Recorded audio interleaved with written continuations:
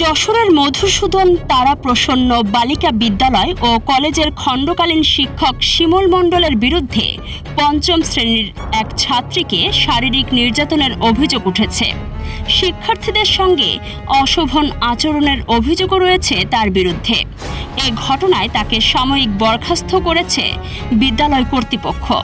ভুক্তভোগী ছাত্রীর বাবা মায়ের অভিযোগ, ওই শিক্ষকের পরিচালিত কোচিং সেন্টারে না পড়ায় তাদের মেয়েকে স্কুল ছুটির পর আটকে রেখে নির্যাতন করা হয়। এতে ছাত্রীর শরীরে আঘাতের চিহ্ন ও ক্ষত সৃষ্টি হয়েছে বলে দাবি তাদের।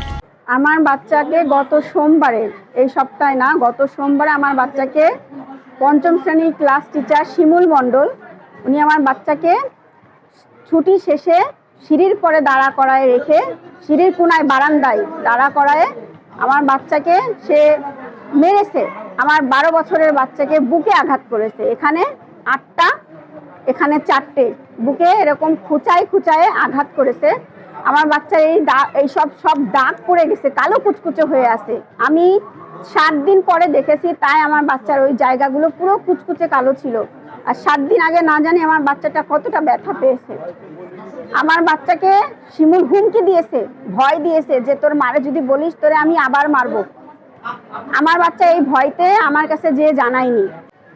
আমার বাচ্চা, আমি যদি এই ক্ষতটা না দেখতাম, আমার বাচ্চা যদি আমার সামনে ভুলবশত গেঞ্জিটা না খুলতো, আমি হয়তো এই জিনিসটা ধামাচাপায় পড়ে যেত। ইভেন আমার বাচ্চার সাথে ভবিষ্যতের থেকে খারাপ কিছু করা হতো।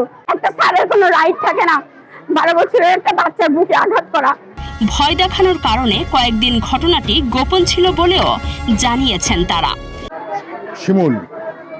শিমুল যে কোচিং সেন্টারের ভাগ হেড স্যার খাই, সে শিমুল স্কুলে কোচিং সেন্টার চালায়, ঠিক আছে। সকালবেলা ওর কোচিংয়ে আসলে বাচ্চা পাস করবে, ওর কোচিংয়ে না আসলে বাচ্চা পাস করবে না।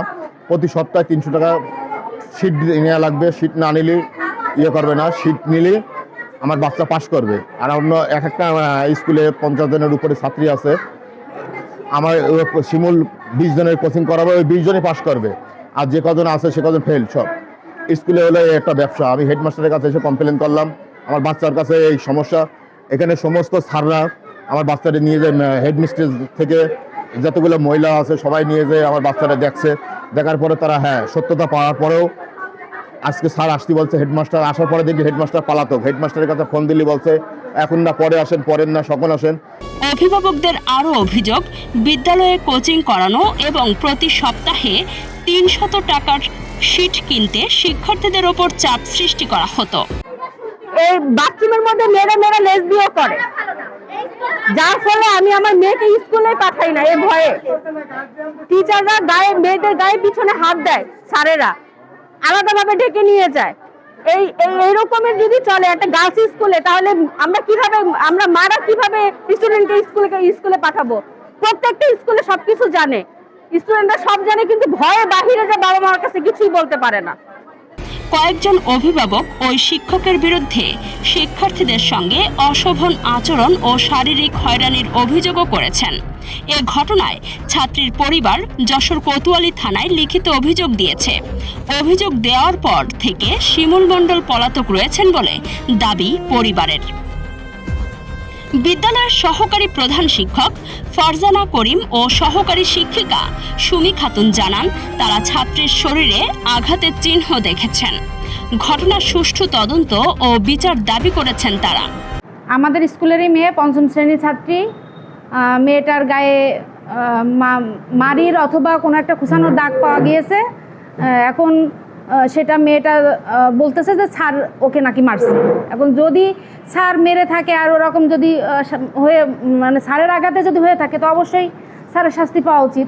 আর যদি স্যার না করে থাকে, তাহলে যেভাবেই জিনিসটা হয়েছে না, এখন অবশ্যই প্রকৃত যে দোষী তার শাস্তি পাওয়া উচিত, এটা আমি মনে করি। আমরা অভিযোগের পরিপ্রেক্ষিতে সে মেয়েকে আমরা তাকে দেখছি, আমরা তাকে কিছু দেখেছি, দাগ দেখেছি। আমি 2জন টিচারকে নিয়ে আমরা তাকে পর্যবেক্ষণ করছি আর কি। এখন আমরা দেখছি, আমরা সময় নিয়েছি 2 দিন। যেহেতু আমাদের সভাপতি এলজিডি স্যার, ওনার কাছে বলা হচ্ছে, উনি এখন যে ডিসিশন নেবে আমরা সেটাই করবো আর কি। প্রতিষ্ঠানটির অধ্যক্ষ মোহাম্মদ খায়রুল আনাম জানান, জেলা শিক্ষা কর্মকর্তার নির্দেশনায় শিমুল মণ্ডলকে সাময়িক বরখাস্ত করা হয়েছে। বিষয়টি নিয়ে আইনি প্রক্রিয়ায় তদন্ত চলছে।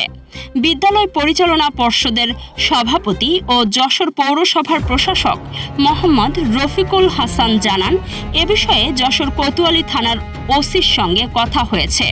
তদন্তে অভিযোগ প্রমাণিত হলে সংশ্লিষ্ট শিক্ষকদের বিরুদ্ধে আইনগত ব্যবস্থা নেওয়া হবে। এ বিষয়ে বক্তব্য জানতে মধুসূদন তারাপ্রসন্ন বালিকা বিদ্যালয় ও কলেজের খণ্ডকালীন শিক্ষক শিমুল মণ্ডলের মোবাইল ফোনে একাধিকবার কল করা হলেও তিনি তা রিসিভ করেননি, ফলে অভিযোগের বিষয়ে তার বক্তব্য জানা সম্ভব হয়নি। বিজয় মাহমুদের তথ্য ও ভিডিও চিত্রে কাজী সাইমা, রাতদিন নিউজ। নির্ভুল রোগ নির্ণয় সঠিক চিকিৎসার প্রথম ধাপ, আর এই নিশ্চিত স্বাস্থ্যসেবার জন্য কুইন্স হসপিটাল কেন আপনার প্রথম পছন্দ হবে। যশোরে আমরাই দিচ্ছি সর্বাধুনিক ও সর্বোচ্চ কোয়ালিটির মেশিনারিজের নিশ্চয়তা, যেখানে এক ছাদের নিচে সুবিশাল ও মনোরম পরিবেশে সব ধরনের পরীক্ষা নিরীক্ষা করা হয়। আপনার ও আপনার পরিবারের সুস্বাস্থ্য নিশ্চিতে কুইন্স হসপিটাল আছে সবসময় আপনারই পাশে।